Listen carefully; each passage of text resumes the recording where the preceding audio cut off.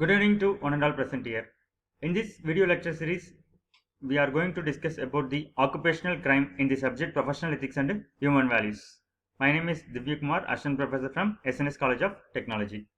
What is an occupational crime in the subject professional ethics? Occupational crime, it refers to an illegal or unethical activities committed by the individuals during the course of their professional work, primarily for their personal gain.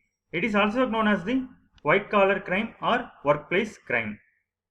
Unlike ordinary crimes, it is committed by professionals, managers, or employers who misuse their position of trust.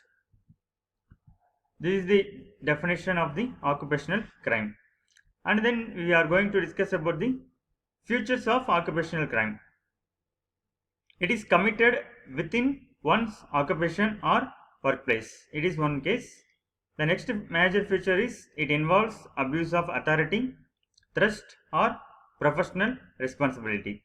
And also it usually non-violent but can cause huge financial and social damage.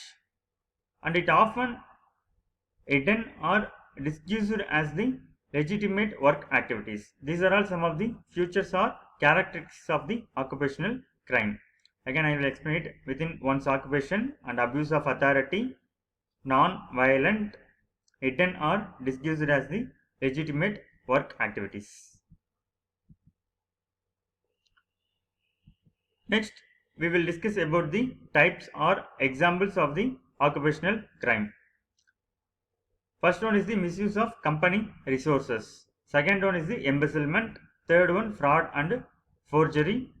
And next one is the bribery and corruption in the organization and insider trading and then professional misconduct.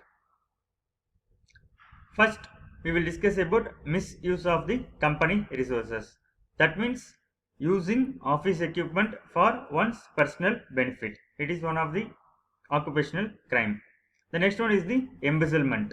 Embezzlement means stealing money from the organization without the consent. That means stealing of money. Second one. Third one is the fraud and forgery. Submitting the false documents, accounts or reports. That is the third crime. Fourth one is the bribery and corruption. Accepting money, gifts to give unfair advantages to for the personal gains. Fourth one is the insider trading. It is also one of the occupational crime. It is in this case using confidential company information for personal stock market gains. It is also one of the occupational crime. And then professional misconduct. In high professionals such as doctors over prescribing the drugs. And also in case of engineers, they certify unsafe structures. In case of teachers, selling the exam question papers for the personal gain. These are all some of the examples or types of the occupational crime. Misuse of company resource, embezzlement, fraud and forgery, bribery and corruption, insider trading and then professional misconduct. Next we will discuss about what leads to the occupational crime. The major most important factor is greed and personal gain. And also weak ethical values and lack of accountability. Then the person didn't know about the professional ethics. This also leads to the occupational crime. And then the organizational structure that tolerates the corruption. Then lack of monitoring or enforcement.